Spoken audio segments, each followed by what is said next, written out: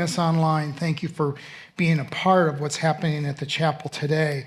I think you probably know the feeling, some of you that are on social media, that maybe at the end of a long day, that you find yourself scrolling and you notice one set of friends on a moped in Tuscany, and you see another set of friends at the beach for a month. Hypothetically, you see someone else who has a promotion at work, and things seemingly are just going so well for them. And meanwhile, you look at your life and you might whisper this question, maybe not even out loud, but you wonder, why is it that life seems to be so much easier for them than me? Comparison has a way of doing a number on our perspective. The Christian life has moments like that. There are seasons when we're trying to honor God, we're trying to love our family, we're trying to seemingly doing all that we can to remain faithful to Him and zeroed in and focused on who Jesus is, yet it seems like people sometimes who seemingly are ignoring God are living a life of ease. This is why I love Psalm 73. It is here that we have a picture of someone who's really a testimony of someone who's about ready to quit the race. He's not an atheist. He's not a skeptic. He's not someone who is far from God. Actually, he's a worship leader for David and for Israel. And so Asaph opens with a confession that is honest and shocking. There's a crisis in 73 that we see at the beginning that is so absorbing of him. In fact, verse 2, it says, "But as for me, my feet had almost stumbled. My steps had nearly slipped." And if you've had a week, a month, or a season that describes you, you've come to the right place today. Augustine once said that our hearts remain restless until we rest in Him. My hope and prayer for you today is that we'll be able to move you at least a sigma closer to resting in the person of Jesus today. Let me introduce to you the text first before we go any further. It's written by a worship leader, as we mentioned, a Levite, a musician, and what's interesting about this writer is he really not only knew how to enter into the presence of God, he knew how to bring others with him. So this is not a guy where it's foreign to know and to follow and to be just all in with God. He was a full-on committed follower of God. And in a few minutes, you're going to read and hear some words that you're going to wonder, how does that come out of his mouth? But I think that's what makes this psalm so remarkable to me, and I hope to you too today. This isn't a journal of an unbeliever who sees following God as complete nonsense. It's a guy whose faith at one point was strong and now is wavering. And it's the honest confession of a believer a worship leader whose faith was shaken by what he saw in the world. The wicked seemed to prosper while the righteous struggled. It makes no sense at first glance. And that's where we pick up today. That's his perspective, and we see it transform. There's three things that I observed that Asaph saw. The first one that he saw was that he saw the end of the wicked. Not at first, but eventually he sees the end of the wicked. And we'll draw on verses 17 through 20 and 73. If you have your Bibles or your digital copy, or I think we even have it on the screen for you in a moment, it says this in verses 17 through 20. He says, let me start in verse 16. "And when I thought how to understand this, it seemed to me a wearisome task, until I went to the sanctuary of God, then I discerned their end. Truly, you set them into a slippery place, and you make them fall to ruin, and how they are destroyed in a moment, swept away utterly by terrors. Like a dream when one awakes, O Lord, when you rouse yourself, you despise them phantoms." Here's the deal. Asaph's crisis didn't begin because God failed him. It began because he began looking at the wrong things. He admits that watching others who live against God appeared to prosper and get away with everything. In Psalm 73:3, he uses the word wicked. And the word wicked is an interesting word here. And unless you see the Hebrew definition of what this word means, which in Hebrew is rasha, you might assume, rightfully so, that it's the wicked who are just kind of anywhere from being negligent and indifferent to God to those who are just kind of making some mistakes in their life. But in reality, that word paints a picture of someone who's actually against God in every way possible. He's an active opponent of God. Not just ungodly, but completely morally corrupt, living without regard for God's authority. And what did he see? Well, he saw this. He saw their prosperity coupled with wickedness, their ease amid defiance, and their comfort despite their opposition. And what unsettled him the most, as I see it, was that their wickedness, their active commitment to work against the things of God, cost them seemingly nothing. Nothing. Where's God? Where's the justice? And he asks the question here, is following God even worth it? Let me just stop and ask you a couple questions. The first is, be honest. Can you relate? Do you sometimes just wonder,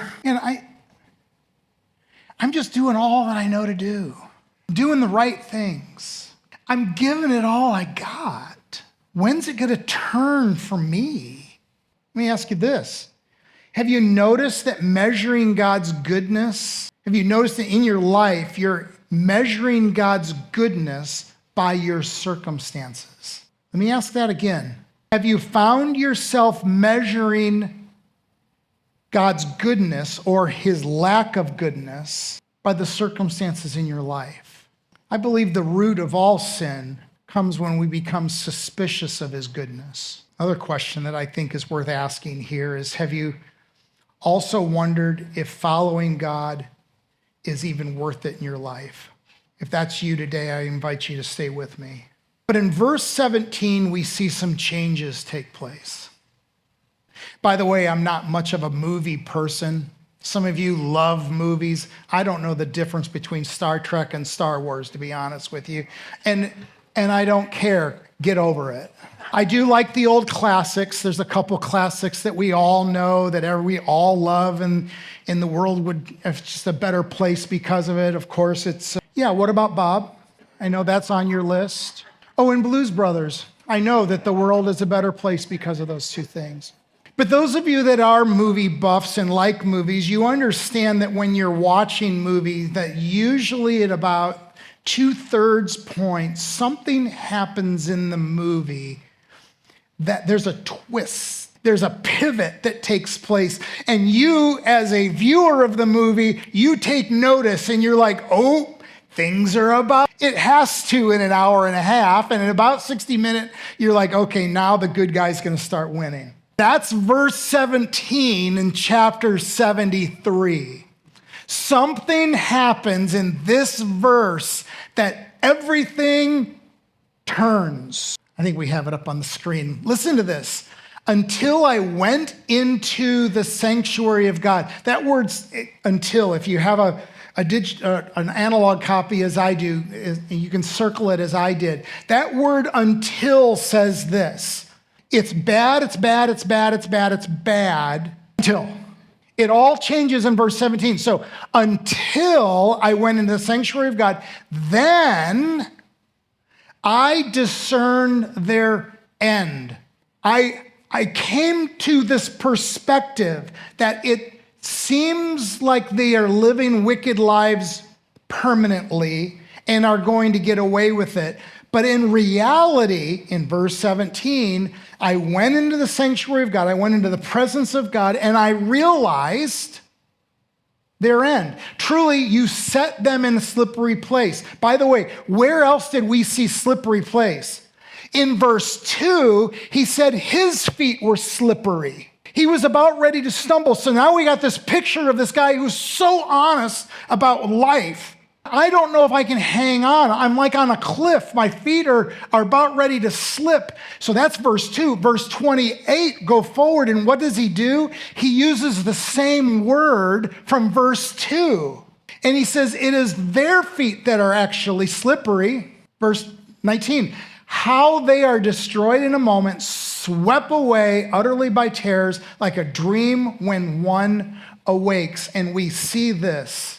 In God's presence, the illusion that the wicked win is shattered. I don't know what you're facing. I know some of it. For some of you, I was gone 2 months and I came back and my heart was hoping so much to hear that there was some resolve in your situation in your life. And then for some, I find out that it's not the case. It's sad. But there's a verse 17 in your life. There's a verse 17 in your life that waits for you to possess a new, true, right perspective. There's 3 observations that I see here that I want to mention briefly. Number 1, in God's presence, perspective changes everything. It says, only when I came into your holy place. Can I remind you that there is no substitute than the presence of God? And I mean that in a pragmatic, real pragmatic way. This is not fluff. This is not mythology. This is not poetry. Things change. Your perspective shifts naturally when you enter the presence of God. 2, God deals with the wicked in his time. Verse 18, you put them in slippery places and make them fall into ruin. If we demand that God settle the score on our timetable, we will live in constant frustration. Who are we to demand anything? But it would make sense because the wicked are doing the wicked things and I'm trying to be righteous, and surely I can call upon God to just bring fire down, and God just doesn't work like that. And what he says to us, what he says to you, and what he says to me is, I've got it. And what I want from you is I want a verse 17 experience of until I enter into your presence. So in God's presence, perspective changes. 2, God deals with the wicked in his time. 3rd, and this point is what looks permanent was actually temporary. Verse 20, as someone gets rid of a dream when he wakes up, so you, Lord, get rid of the thought of them when you wake up. So what can we learn from what Asaph saw? The first thing we can see is that he saw the end of the wicked. Not right away, but he saw it coming. Number 2, we see that Asaph saw the condition of his own heart, verses 21 through 24. It says this, when my soul was embittered, when I was pricked in heart, I was brutish and arrogant. I was like a beast towards you.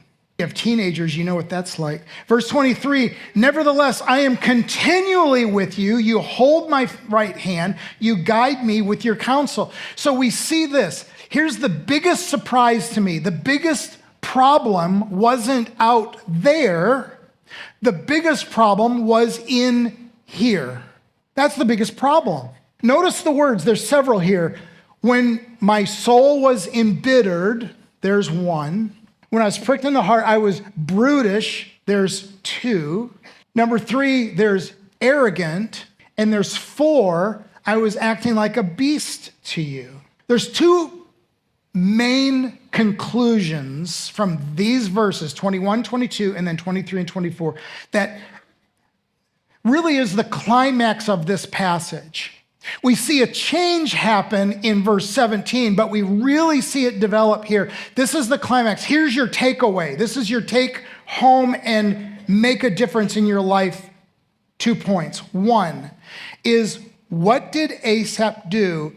He actually, musician, Levite, leader of worship of David and all of Israel, watching the wicked. And what's he do? He confesses his sin. His perspective changed from their sin to his sin. Your mind may have already done this. Your mind may have already headed to Matthew 7, where Jesus said to his disciples, I want you to not consider the speck in your brother's eye, but the log or plank in yours. Another great picture where the scriptures are just seamless. This is the same principle from 2,000 years earlier, and here's Jesus saying it in a different way, and Asaph is living it out. He goes, yes, they're living wicked. Yes, they're morally corrupt. And yes, they're a mess. But you know what? I've got my own issues. My heart is bitter. I'm arrogant. I'm demanding. I've been a beast to live with. So the first that you notice in 21:22 is that he confessed his sin, but this is where it gets real interesting. In 23:24, we see that he rediscovers God's grace. Because in 22, we see that he repents of his arrogance. He says, nevertheless, I'm continually with you, is what he says. God held his hand, verse 23. He guided him with his counsel, 24. He would ultimately receive him into glory, verse 24. So even when Asaph's faith faltered, God's faithfulness never did. If you want to see a picture of grace lived out naturally in a group of people, meet me here tomorrow at 6 o'clock, and I will walk you into Celebrate Recovery, where there's 20 to 30 people whose lives have been wrecked. Some by their sin, some by the others. Doesn't matter. According to this text, it doesn't matter how we get there, but repentance and confession and community and perspective changes. And what happens in 23-24? Grace is poured out on Asaph and on the good people of Celebrate Recovery and on many of you in this room. So even when his faith faltered, God's faithfulness never did. I'm going to give you one more opportunity to say amen to that. Not now. Jeez, I got to say it first. Just even when not yet. Even when Asaph's faith faltered, God's faithfulness never did. And you did that naturally without even being asked. And what we see here is God's character is what's being emphasized, not his failure. You know, something that I've said that doesn't get old. Your greatest failure has not defined who you are. You know what defines who you are? If you're like me and you just know that you need Jesus more than anything, that defines you. His faithfulness does not depend on our faithfulness. Let me put it this way, his grip is stronger than your doubts. Could someone go and see what the horses are doing upstairs for me, would you? Didn't even know we owned horses, but that would be something that someone could check on. Dave, can you text John and let him know that there's horses upstairs? Thank you. Do you remember when, I wonder who won? Let me know which horse wins. Thank you. Remember when John was about ready to get his head chopped off and he's in prison and he's waiting to be decapitated, and he goes to talk to his followers. And John the Baptist asks this question. He goes, hey, saying to his disciples, go to Jesus and ask him, just to make sure, because I'm about ready to die, ask if you are indeed the Messiah. Remember that passage? And you stop and you look at what did John the Baptist ask? He said, I've seen things, I've heard things. I mean, we're first cousins, I know you, but I still doubt. And he doesn't get reprimanded. He doesn't get scolded. He doesn't get an eye roll. Tell him I'm he. Hey, let me tell you, if you're wondering, where is he? Is he going to show up? I'm here to tell you the answer is heck yeah. 100%. I want to trust no one or nothing except him. And some of you are going through storms that are just beating you up. Hang in there. Keep your eyes on him. Lastly, we saw that he saw the wicked, the end of the wicked. Eventually, number 2, Asaph saw the condition of his own heart. 3, Asaph saw that God was enough. That's where we were heading the whole time. You probably saw that coming a mile away. Verse 23 says this, nevertheless, I am continually with you. You hold my right hand. You guide me with your counsel, and afterward you will receive me to glory. I didn't mention this first hour. I wish I had. It's probably too hard to call everyone back together again. Even when you don't feel like you're being led by him, you are. He won't allow you to misstep. He loves you too much. I'm always with you, verse 23. 26, my body and my mind may waste away, but God remains the foundation of my life and my inheritance forever. There's 3 words that I just really want to quickly touch here that will take us from maybe watching this in black and white to 4K. Okay? The first word that I want us to understand the Hebrew definition of, to give us the full picture of what the psalmist is saying, is the word portion in verse 26, where he wrote, in our English version, ESV is what I'm reading, God is the strength of my heart and my portion forever. So when I think of portion, I think of sitting at a restaurant and getting a portion of food. And some of you go to these restaurants and the portions are small, and then you're like, I gotta go to Burger King. But my high-end steakhouse, which you probably can't afford at Sizzler, is when you go, you can go through the buffet and you can get as much blue Jell-O as you want and chicken nuggets and all those things. And so your portion fits a guy like me. Do I hear an amen? So you've got this portion that God provides him, but here's the definition of portion. The portion is inheritance. It actually changes the tone here. It's not that God gives me this little portion, but he says, he's giving me all of his inheritance. It suggests in this term all the cattle and all the land and all the buildings and all the people who work for us, the whole enchilada. He writes, God is my portion for how long? Forever. Then there's something else that happens in verse 28. I think it's the climax of the psalm. And there's another word in verse 28, and it says near. It says, but for me it is good to be near God.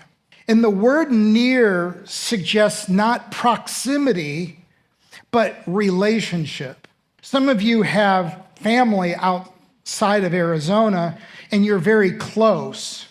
If you ask somebody, are you close to them? They have to understand what you mean. As in close, as in they live in Anthem, or close relationally. Because sometimes they're the same, sometimes they're not. And what's happening here in verse 28 is, but for me it is good to be near him. Verse 17, in his presence, in his sanctuary. And the third, I think it's worth mentioning here that helps us understand the context of this, it's also in verse 28, and that is one more word is the word refuge. And the word refuge actually means more of a place of protection and a shelter. It's a word used often in the Psalms, particularly some of my favorite in the 40s. But it's saying this, in verse 2, Asaph began the psalm with saying, I have slippery feet. I'm not in a place of refuge, all the way to verse 28, when he says, I have been ushered into a secure refuge. And I love this beautiful literary symmetry that we see this picture developed. So what did Asaph discover that changed everything? Get this, he wasn't promised an easier life. He wasn't promised that his enemy was going to go down in flames. He wasn't promised that around the corner, if he keeps going, that he will prosper, and it's just a matter of time. None of those things. But what he did discover, is he discovered that God is enough. He's enough. And that's why we can say that he's our portion, our inheritance, our strength. When we draw near to him, it's a relationship of nearness. He's my refuge. One of John Piper's most famous quotes, he said, God is most glorified in us when we are most satisfied in him.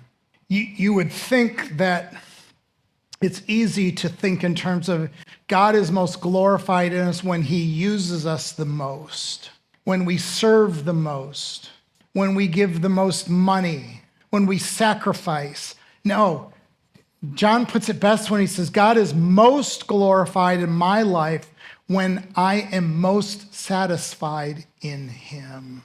At the beginning of the psalm, Asaph envied what the wicked had, and now seemingly he's pitying them. He began wanting the prosperity, and he ended up wanting nothing but God, and that's what changed everything. And I invite you this week with me, to choose nearness of God. My friend Danny is, by the way, Danny, I don't know if I said this first hour at my age, you forget, don't you, Danny? Yeah. And Danny's been a confidant, and he's been a guy that's helped me keep my eyes focused on Jesus for a long time, particularly these last 5-10 years that have been the most challenging. And so not only is it an honor to share the stage with my friends, but this last song, it's trusting God, right? I don't usually get super emotional, but I teared up because now that you've heard this sermon, these words are just gonna more than likely just pour out of you as you sing them.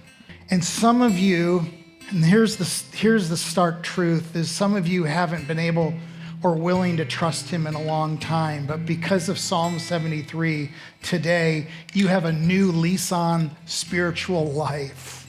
And as we sing this together, just let it pour from your hearts. My friends are at the cross today. You can pray with them if you'd like to stop by. I will be here afterwards as well to pray with you. But we're going to sing one more song, and then I'll come back and close with a benediction. So give it all you got as we sing, I Trust in You.